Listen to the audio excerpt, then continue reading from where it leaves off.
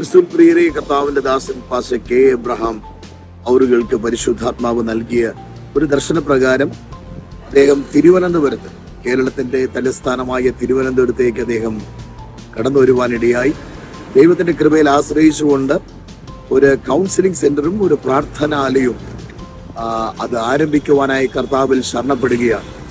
ഈ കാലഘട്ടത്തിൽ പരിശുദ്ധാത്മാവ് അതിശക്തമായി ഉപയോഗിക്കുന്ന അഭിഷേകത്തിന്റെ ഉള്ളിൽ ദൈവം നൽകിയ ദർശനത്തെ അതിൽ പങ്കുവഹിക്കുവാൻ, അതിന് സാക്ഷ്യം വഹിക്കുവാൻ ഞാനും ആ ദിവസം അവിടെ കടന്നു വരുന്നു. ഈ വരുന്ന 29 മാർച്ച് മാസം രാവിലെ അത് പ്രാർത്ഥിച്ച് പ്രതിഷ്ഠിക്കുകയാണ്.